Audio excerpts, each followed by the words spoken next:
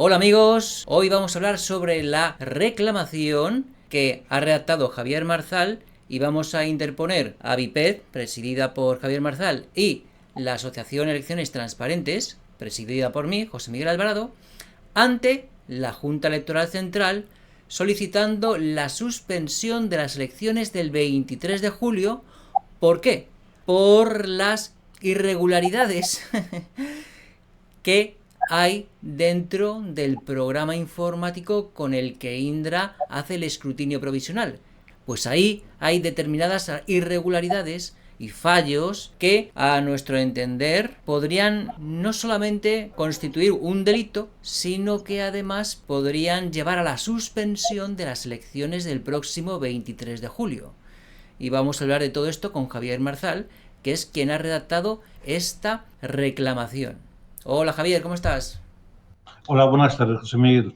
Pues cuéntanos Javier, pero antes, perdonadme, antes de que nos cuente de qué va, tenemos que avisar que es una reclamación abierta y no solamente la vamos a presentar Elecciones Transparentes y Avipet, sino que está abierta a otras asociaciones. Así que si usted es miembro de una asociación o conoce una asociación que le pueda interesar reclamar ante la Junta Electoral y pedir la suspensión de las elecciones del 23 de julio por motivo de las irregularidades de Indra, entonces bienvenido sea. Al final del vídeo le explicaremos cómo ponerse en contacto con nosotros.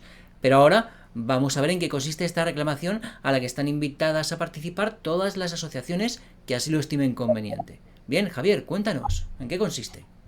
Vamos a ver, yo creo que también como introducción cabe decir que ya hemos puesto una reclamación, la Junta Electoral Central, la ha puesto también vosotros, APET, junto con otras 6 asociaciones y luego al final se ha unido otra más, que es la Reconquista. Al final totalizando 8 y entendemos que los 8 mismos también pondremos esta reclamación denuncia en la Junta Electoral Central, en este caso sobre el tema de Indra. Bueno, vamos a ver, Indra, para el que no lo sepa, es una empresa, era una empresa pública que se privatizó, pero el control de Indra se dice que siempre lo ha mantenido el gobierno. Eh, el año pasado hubo una serie de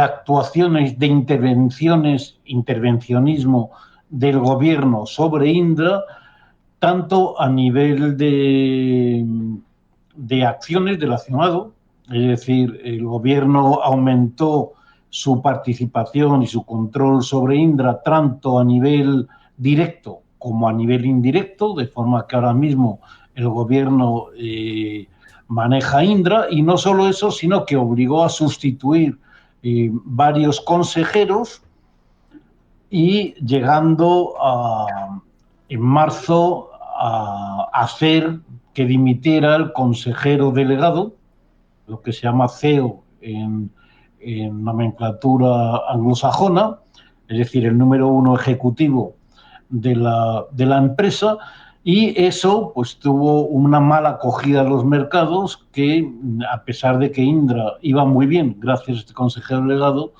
pues bajaron el valor de las acciones por un lado, y por otro lado se criticó porque no se entendía que una empresa que estaba privatizada, un gobierno pudiera hacer todas las cosas que había hecho.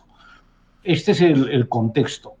El contrato, el concurso, también fue un concurso amañado. Resulta que se quedó desierto y, sin embargo, de una forma ilegal, el gobierno rescató la propuesta de Indra, que faltaba documentación, pidió la documentación, no se sabe muy bien si Indra la entregó o no la entregó, pero el caso es que acabó adjudicando el contrato a Indra, probablemente también de una forma ilegal. Bien, ya entrando en lo que es el sistema informático, el programa que ha desarrollado Indra.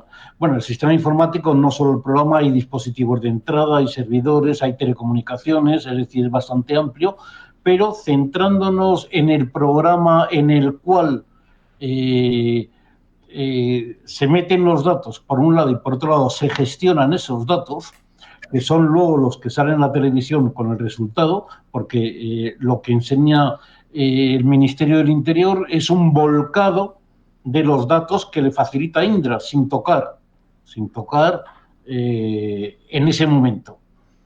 Bueno, entonces el programa bueno, yo voy a hablar del pliego de condiciones técnicas más que del programa. Lógicamente, si el gobierno ha aceptado ese programa por un lado o el sistema completo y por otro lado lo utilizó en mayo, cabe pensar que el programa se ha hecho tal y como se ha especificado por el gobierno.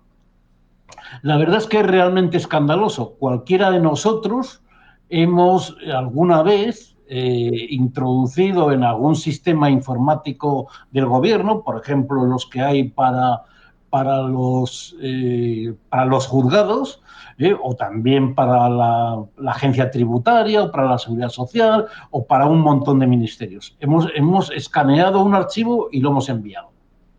Bien. Es una tecnología del siglo pasado, el escaneo y la tecnología de reconocimiento óptico de caracteres, OCR por sus siglas en inglés. Insisto, es una tecnología del año pasado que cualquier programador sabe utilizarla porque hay librerías que facilitan el control del escáner, etcétera, etcétera. El almacenarlo en un formato determinado, generalmente PDF y todas estas cosas. Es decir, es algo sencillísimo. Entonces, a mí lo primero que me llamó la atención es por qué no se escanean las actas electorales. Porque además, si se escanearan, se cumplirían dos cosas. Primero, esas actas son públicas y por tanto se podrían poner en un servidor de forma que cualquiera pudiera comprobar que lo que dice el gobierno, que los resultados oficiales coinciden con el acta electoral. Eso es lo primero. Y lo segundo, evitamos que la introducción manual en el sistema, pues, oye, que lo introduzca involuntariamente cometa un error o voluntariamente manipule el resultado. Es decir, sea intencionada o no intencionadamente, puede haber resultados distintos de los que aparecen en las actas. Entonces, esto es un auténtico escándalo que no se escaneen las actas. Y esto es un trabajo por el que vuestro trabajo, y valga la redundancia, se ha dado a conocer. Vosotros habéis dado a conocer precisamente que no se hacía el escrutinio general, es decir, la verificación del contenido de las actas de las mesas electorales, perdón, de las juntas electorales provinciales. Bueno, lógicamente no haría falta ni siquiera hacer el escrutinio general si se escanearan y estuvieran al acceso de cualquiera, ver las actas y ver los resultados. Porque lógicamente los programas, salvo que se hagan para que modifiquen lo que escanea, los programas no se equivocan. Bueno, entonces, no solo el escándalo es que la introducción es manual de los datos electorales, sino que otro escándalo es que los datos electorales los teclea una persona que ha nombrado el gobierno. La ley orgánica de la LOREG, la ley orgánica electoral, dice claramente que tiene que ser personal electoral. Es decir, no puede tener el gobierno absolutamente ninguna intervención en todo lo que es el sistema electoral y el personal electoral. Y sin embargo, ahí ya empezamos vulnerando la ley, con personas nombradas por las administraciones.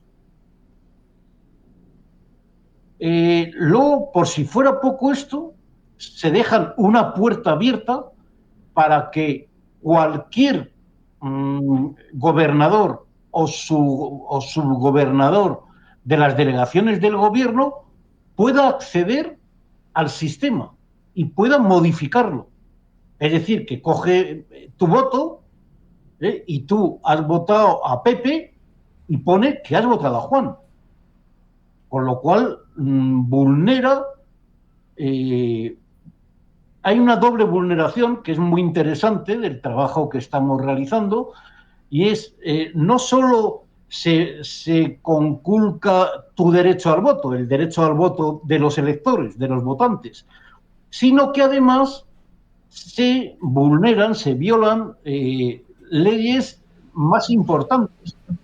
Es el sufragio universal, que una de las reglas normalizadas, es decir, estándares internacionales, concretamente normas europeas, lo que dice, y la propia Constitución lo que dice es que el resultado electoral es la suma del ejercicio del derecho al voto. Lógicamente, si se modifica ese resultado, no solo se conculca, se viola el derecho al voto del votante, sino además el resultado. Y el resultado, en este caso concreto, se violan 3 preceptos constitucionales, que son cómo se constituyen las Cortes Generales, que reflejan la voluntad del pueblo y, por tanto, tu voto es mío y de todos los que voten. Por otro lado, cómo se conforma el Congreso, porque también se vota para el Congreso el 23 de julio, y por otro lado, lo mismo para el Senado. Y por tanto, ahí hay un doble enfoque, un enfoque hacia el derecho del votante y otro enfoque sobre el derecho que tenemos todos los votantes en conjunto hacia el resultado, y que las Cortes Generales expresen la voluntad del pueblo y la soberanía nacional que reside en el pueblo, no las Cortes. Y las Cortes representan esa soberanía nacional. O sea que hay una doble vulneración que es muy interesante. Bueno, pues entonces ya hemos visto que es absolutamente ilegal que alguien del gobierno pueda actuar sobre el sistema electoral. Y en este caso, el gobierno no solo con el pliego de condiciones permite que cualquier delegado o subdelegado del gobierno pida poder modificar los resultados, sino que además lo hacen con un usuario y una clave. Lógicamente, si varias personas utilizan el mismo usuario y la misma clave, aparte que ya es un sistema de por sí poco seguro, pues resulta que no se sabe quién ha alterado el resultado. Con lo cual, tampoco podríamos buscar un culpable. Y, lógicamente, donde no hay culpables, pues hay corrupción, lógicamente. Por eso digo yo que es un sistema creado, es un sistema corrupto, creado, diseñado para modificar los resultados electorales. Y eso es más o menos lo principal de la denuncia. Tengo entendido que hace poco el CNI o los servicios secretos españoles auditaron el programa con el que Indra iba a hacer el escrutinio provisional. ¿Tienes noticia de eso? Sí, el gobierno lleva a gala que el CNI, bueno, una división del CNI, la criptográfica, ha auditado el sistema y que se habían encontrado algunos fallos, pero que ya se han corregido.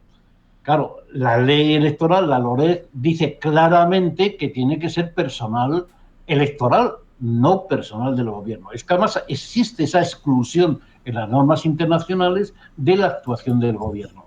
Y sin embargo, en este caso, es el gobierno. Pero tú fíjate que, ya yéndome un poco de lo que es la denuncia, la propia Junta Electoral Central, compuesta en su mayoría por jueces, los elige el Consejo General del Poder Judicial y el Gobierno.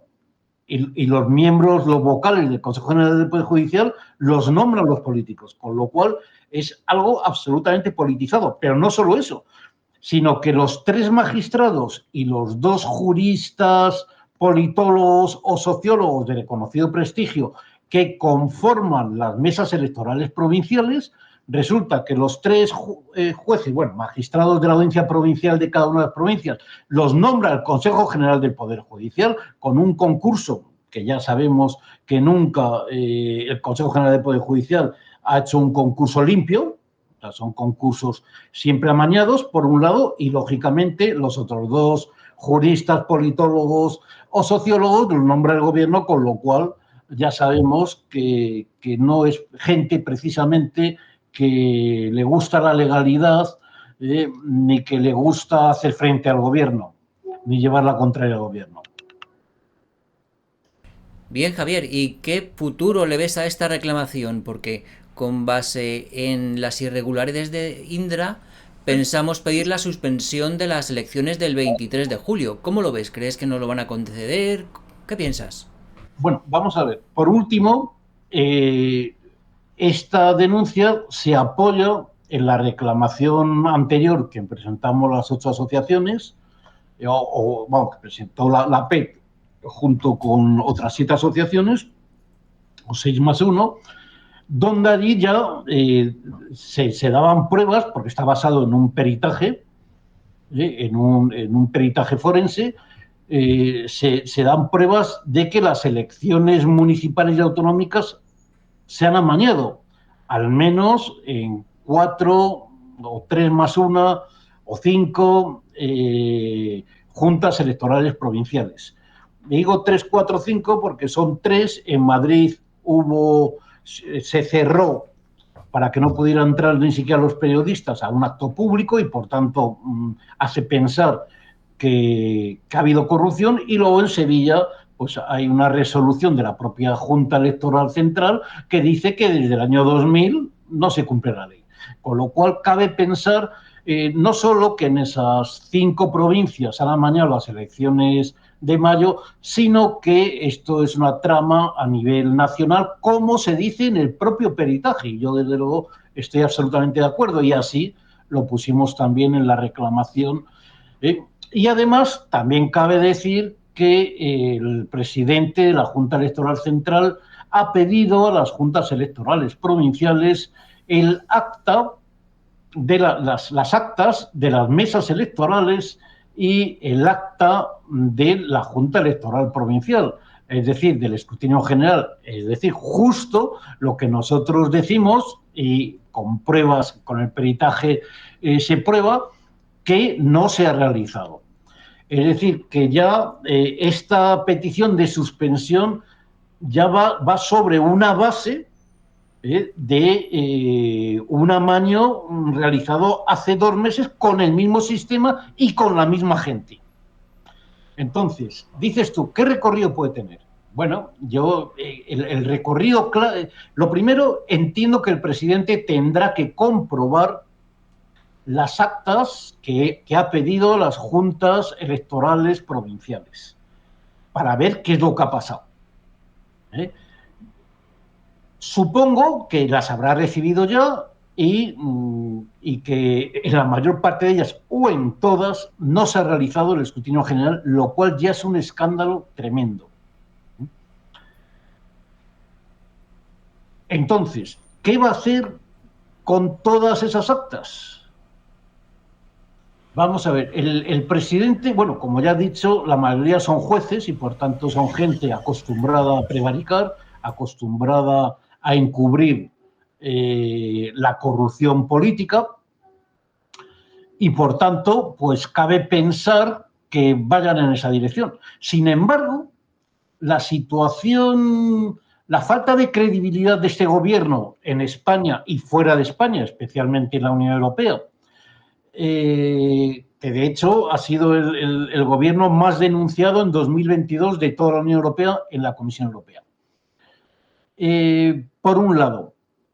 Por otro lado, la previsible pérdida del gobierno y, por tanto, pérdida de poder, inclinan a que el presidente o la Junta Electoral sean valientes y hagan algo más.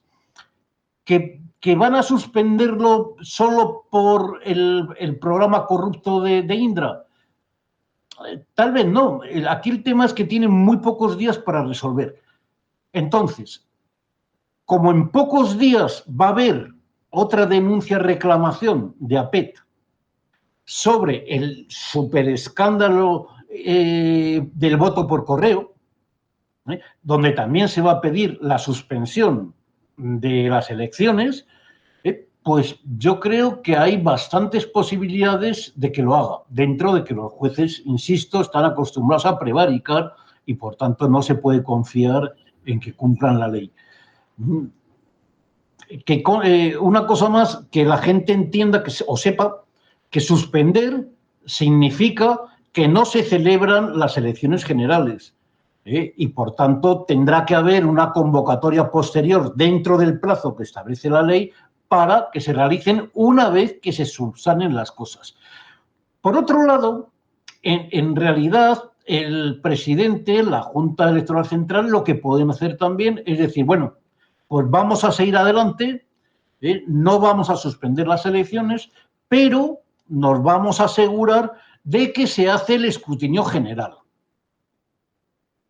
Y de esa forma, por lo menos en esa parte, no en la parte del voto por correo, que ahí puede pasar muchas cosas, que se suspendan algunos votos, que se amplíe el plazo para que vote gente que no ha recibido la documentación electoral. Es decir, ahí la Junta puede adoptar muchas medidas que no son exactamente la suspensión.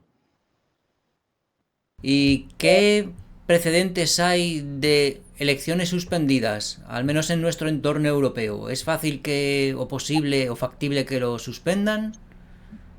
Bueno, precisamente en el grupo de trabajo que está haciendo todas estas denuncias, pues uno de los miembros ha aportado información sobre las 10 últimas elecciones de todo tipo, es decir, municipales, presidenciales, parlamentarias, provinciales, en varios países de Europa, no solo de la Unión Europea, sino del Consejo de Europa, por ejemplo, Rusia y Turquía, donde han pasado cosas. Se han suspendido las elecciones, se han anulado las elecciones, se ha anulado parte o cosas de este tipo. Y por tanto, digamos que ya hay...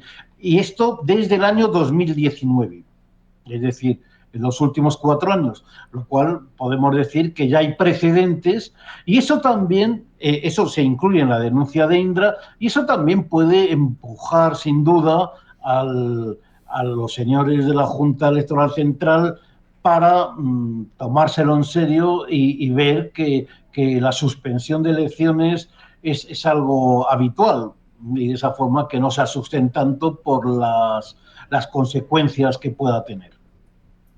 Bien, pues muchísimas gracias, Javier, por haber redactado esta reclamación ante la Junta Electoral Central que presentaremos en los próximos días. Y no solamente ha redactado Javier esta reclamación, sino que redactó la que ya presentamos el lunes, relativa a las irregularidades de las elecciones pasadas del 28 de mayo, sino que además Javier Marzal ha redactado otra querella por las irregularidades del voto por correo, que ya sin duda ustedes saben, e interpondremos de aquí a 2 días. Bien, entonces, tanto para la reclamación relativa a Indra como para la reclamación relativa a las irregularidades del voto por correo, hacemos un llamamiento a las asociaciones para que se sumen a esta reclamación. En la primera, que pusimos el lunes, fuimos 8 en total. En esta seremos otros tantos. Pero nos gustaría que fuésemos más las asociaciones que pidiésemos la suspensión de las elecciones del 23 de julio con base en las irregularidades de Indra y las irregularidades del voto por correo. Así que si ustedes pertenecen a una asociación y se quieren unir, pues tienen que escribir al correo info.eleccionestransparentes@gmail.com, que es el correo de Elecciones Transparentes. Pues muchísimas gracias, Javier, por todo tu trabajo. Y ya para terminar, ¿qué querrías decirles a los espectadores? Vamos a ver, yo más que los espectadores voy a ahondar en lo que tú has dicho. Creo que dada la deriva totalitaria en España, en Europa, en los organismos internacionales, dado el aumento de la corrupción, según la Unión Europea, en la propia Unión Europea, Creo que la sociedad civil y especialmente la sociedad civil organizada, es decir, el sector social, es decir, asociaciones, fundaciones, federaciones, etcétera, etcétera, tenemos que enfrentarnos a toda esta deriva totalitaria y debemos hacer ver a los políticos y a los jueces que la sociedad no vamos a admitir que hagan con nosotros lo que quieran, por un lado, y por otro lado, que ya concretamente que queremos ser nosotros quienes decidamos el resultado y no unos sinvergüenzas que amañan nuestros votos. Pues muchísimas gracias, Javier. Y ya saben ustedes, súmense a la reclamación. Muchísimas gracias. Hasta la próxima, Javier. Hasta la próxima. Adiós.